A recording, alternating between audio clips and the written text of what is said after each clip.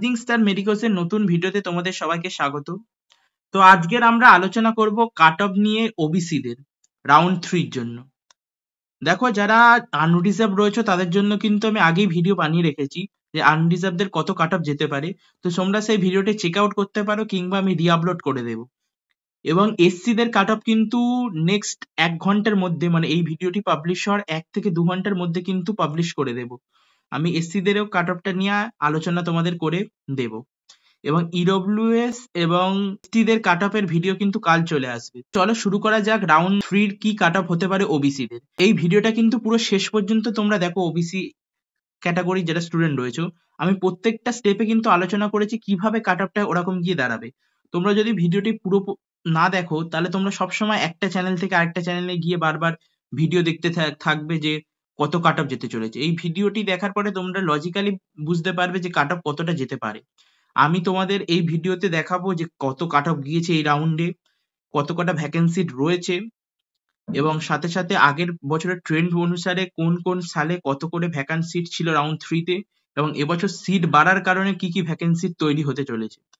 তো পুরো ভিডিওটি শেষ পর্যন্ত দেখো। আশা করি তোমরা এই ভিডিওটি দেখার পরে আর কোনো কাট অফের ভিডিও তোমাদের দেখতে হবে না আপাতত। চলো শুরু করা যাক। দেখো, ওবিসি এর রাউন্ড 1 এ কাট অফ গিয়েছিল 48,942, এবং রাউন্ড 2 তে কাট অফ গিয়েছিল 39,803। মানে এখানে প্রায় 1,000-এর গ্যাপ কিন্তু ছিল রাউন্ড 1 থেকে রাউন্ড 2 তে। সচরাচর কিন্তু এটা কোনো বছরই হয় না যে রাউন্ড 1 আর রাউন্ড 2 এর মধ্যে 1,000 গ্যাপ। প্রত্যেক বছরে কিন্তু রাউন্ড 2 তে কাট অফ আরো বেড়ে যায়, মানে ক্যাটাগরির র্যাঙ্ক আরো কমে যায়। কারণ রাউন্ড 2 তে কখনোই সিট ভ্যাকেন্ট থাকে না। রাউন্ড 2 তে খুবই কম সিট ভ্যাকেন্ট থাকে, এবং রাউন্ড 2 তে প্রত্যেক বছর কি হয়, যতজন ছেলে নতুন অ্যাপ্লাই করেছে তার থেকে যত কটা সিট রয়েছে সেটা কম থাকে। যার কারণে সবসময় অ্যাপ্লিকেন্টের সংখ্যা বেশি থাকার কারণে রাউন্ড 2 তে কাট অফ হাই যায়। কিন্তু এবছর রাউন্ড 2 তে কিছু সিট বেড়েছিল, তার কারণে কিন্তু কাট অফটা 1,000-এর ইনফ্লেশন হয়েছে। এটা আমি তোমাদেরকে কেন বললাম, কারণ রাউন্ড 3 তেও কিন্তু কিছু সিট বেড়েছে আমাদের ওয়েস্ট বেঙ্গলে। তো তার কারণে কিন্তু ইনফ্লেশন এবছর অনেকটাই বেশি হবে, কারণ সচরাচর দেখা যায় রাউন্ড 3 তে ইনফ্লেশন হয় প্রচুর পরিমাণে, কিন্তু এবছর অনেক বেশি ইনফ্লেশন হবে। আমরা ভিডিওর স্টেপে স্টেপে আমরা সেটা জানতে পারবো। এবার ওবিসি বি তে কিন্তু 45,712 কাট অফ গিয়েছিল, এবং রাউন্ড 2 তে সেটা গিয়েছিল 46,603। এটাও ইনফ্লেশন হয়েছিল। এবার দেখো, এই যে ভ্যাকেন্সি সিটটা রয়েছে এটা কিন্তু রাউন্ড 2 তে। এখন পর্যন্ত রাউন্ড 3 এর কিন্তু সিট ম্যাট্রিক্স বের হয়নি। তার কারণে কিন্তু আমরা ভ্যাকেন্সি সিট কটা আছে সেটা জানতে পারবো না, কিন্তু আমরা একটা এস্টিমেশন করে আমরা এগোবো। তো দেখো, পিডব্লিউডি সিট যেটা ছিল ওবিসি এ তে, রাউন্ড 2 তে এটা ভ্যাকেন্ট ছিল। তো সেটা হচ্ছে ওবিসি এ তে 9টা এবং ওবিসি বি তে 6টা। এটা ছিল রাউন্ড 2 তে। তাহলে রাউন্ড 3 তে কমপক্ষে আমরা ওবিসি এ তে কিন্তু 8টা এবং ওবিসি বি তে কিন্তু 5টা সিট পাবোই। তাহলে আমরা এটাকে ধরে রাখবো এখন 8টা এবং 5টা, ঠিক আছে। এটা ওবিসি এ এবং এটা ওবিসি বি। এবার আমরা আসবো যে প্রত্যেক বছরে কটা করে সিট ভ্যাকেন্ট ছিল ওবিসি এ এবং ওবিসি বি তে। যদি আমরা এটা ওবিসি এ দেখি এবং এটা ওবিসি বি দেখি, আমরা যদি 25 থেকে আসি, তাহলে 25, 24, 23 এবং 22। তাহলে যদি আমরা দেখি, দেখো, ওবিসি এ এবং ওবিসি বির কিন্তু যে নাম্বার অফ পার্সেন্টেজ ছিল রিজার্ভেশন, সেটা কিন্তু উল্টে গিয়েছে। তাহলে 2022 সালে যেটা ওবিসি এ তে সিট ভ্যাকেন্ট ছিল সেটা আমরা ওবিসি বি তে বসাবো, এবং যেটা ওবিসি বি তে ছিল সেটা ওবিসি এ তে বসাবো। 8টা, 2023-এ 9টা এবং 2024-এও 9টা। এই মোটামুটি সিট ভ্যাকেন্ট ছিল। এবারে যদি আমরা ওবিসি বি তে আসি, যেটা আগের বছর অনুসারে ওবিসি এ তে ছিল, সেই অনুসারে কিন্তু আসছে 2022-এ 12টা সিট ছিল, 2023-এ 10টা এবং 2024-এ 14টা। তাহলে এগুলো যদি আমরা এভারেজ করি, তাহলে কিন্তু ওবিসি এ তে 2025 সালে উইদাউট সিট ইনক্রিজ কিন্তু 9টার কাছাকাছি সিট থাকতে পারে, এবং ওবিসি বি তে কিন্তু সেটা থাকতে পারে 12টার কাছাকাছি। তাহলে 9টা এবং 12টা সিট ওবিসি এ এবং ওবিসি বি তে থাকতে চলেছে এখন সিট ম্যাট্রিক্স ছাড়া। এবং নিউলি অ্যাডেড কি কি সিট হয়েছে, দেখো, নিউলি অ্যাডেড সিট কিন্তু যেগুলো গভর্নমেন্ট রয়েছে সেইগুলোর উপর আমরা ফোকাস করব। দেখো, এখানে কিন্তু কোচবিহারে 50টা সিট বাড়তে চলেছে। ডায়মন্ড হারবারের সিট আগে রাউন্ড 2 তেই বেড়ে গিয়েছে, ইস্ট ওয়েস্ট এটা প্রাইভেট মেডিকেল কলেজ। ইএসআইসি জোকার 25টা সিট বাড়তে চলেছে এবং পুরুলিয়ার 50টা সিট বাড়তে চলেছে, রায়গঞ্জের 50টা সিট বাড়তে চলেছে, রামপুরহাটের 50টা সিট বাড়তে চলেছে এবং কৃষ্ণনগর এটাও প্রাইভেট। তাহলে যদি আমরা দেখি তাহলে এখানে 50টা, এখানে 25টা, এখানে 50টা, এখানে 50টা এবং এখানে 50টা।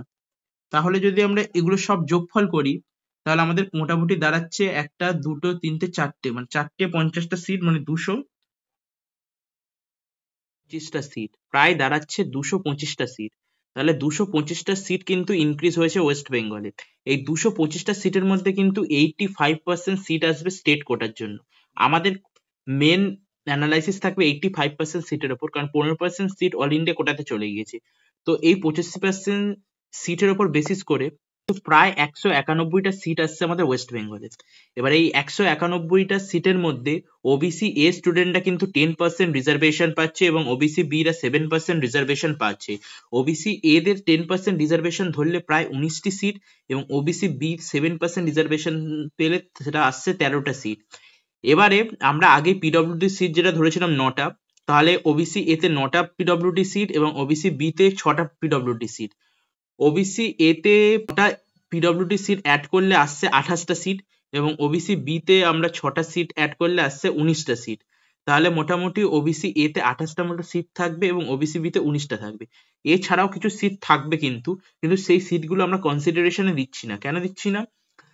কারণ সিট আসবে যেগুলো ফাঁকা থাকবে এবং সাথে সাথে কিছু স্টুডেন্ট রয়েছে ওবিসি এ এবং ওবিসি বি কিন্তু জেনারেলে কনভার্ট হয়ে যাওয়ার চান্সেস রয়েছে। সেই সিটগুলোকে আমরা প্রায় ধরে নিচ্ছি যে এই যে সিটগুলি রয়েছে সেই নাম্বার অফ ক্যান্ডিডেট নতুন অ্যাড হয়েছে, আমরা এটা অ্যাপ্রক্সিমেশনে ধরছি। যত কটা সিট এই জেনারেলে কনভার্ট হবে প্লাস আরো কিছু সিট যেগুলো থাকবে সেইগুলো কিন্তু কনভার্ট হয়ে যাবে যতজন স্টুডেন্ট নতুন অ্যাড হয়েছে। তো আমরা সেটাকে এলিমিনেট করার জন্য মোটামুটি আমরা এটাকে ইকুয়াল ধরছি প্রায়। তাহলে যদি আমরা এটা ইকুয়ালে ধরি তাহলে আমাদের মোটামুটি এই 28 এবং 19টি সিট থাকছে। এবারে আমরা ওবিসি এ এবং ওবিসি বি আলাদা আলাদা ভাবে দেখবো। দেখো ওবিসি এ তে কিন্তু কাট অফ গিয়েছিল 19,803, ওবিসি এ তে কাট অফ ছিল। তাহলে তার কিন্তু ক্যাটাগরি র্যাঙ্ক ছিল 323। এবার এখানে যে ক্যাটাগরি র্যাঙ্কটা রয়েছে সেটা ক্যাটাগরি র্যাঙ্ক রয়েছে রাউন্ড 1 এর হিসাবে।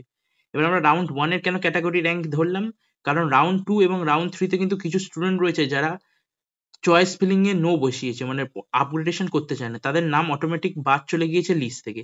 কিন্তু আমরা যখনই র্যাঙ্কের ওয়াইজ যে ডিফারেন্সিয়েট করবো সেটার জন্য আমাদের প্রত্যেকটা স্টুডেন্টকে দরকার, সেই জন্য আমরা আগে থেকে ওটা এলিমিনেট করে নিয়েছিলাম যাতে আমরা এখানে নাম্বার অফ সিট অ্যাড করে আমরা এটাকে বের করতে পারি।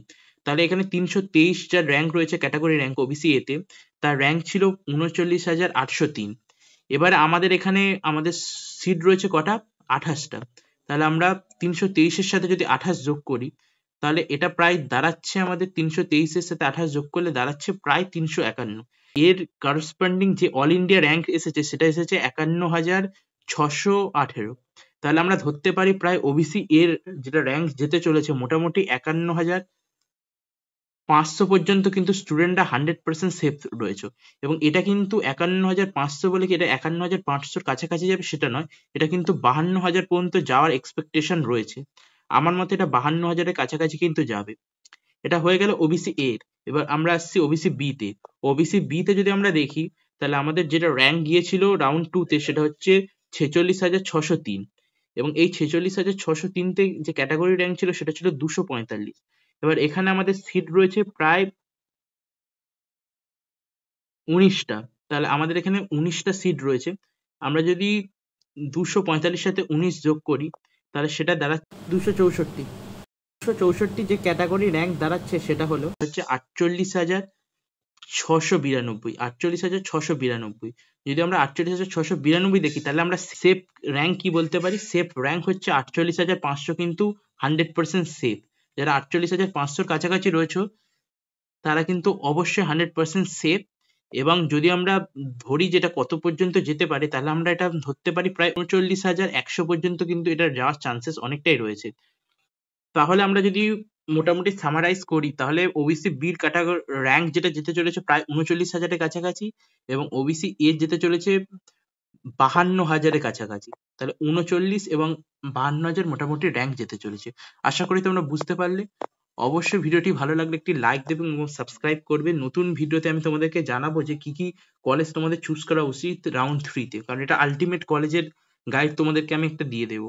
তো অবশ্যই তার জন্য চ্যানেলটিকে অবশ্যই সাবস্ক্রাইব করো, এবং সাথে সাথে এটাও জানাবো যে যখন আমাদের র্যাঙ্ক লিস্ট চলে আসবে, মানে রাউন্ড 3 তে, এবং সাথে সাথে সিট ম্যাট্রিক্স দিয়ে দেবে, তখনও আমি একটা মোটামুটি এক্সপেক্টেড ক্যাট আপ কি যেতে পারে সেটা একটা ভিডিও ছোট্ট মতো বানিয়ে দেবো। আবার দেখা হবে, বাই।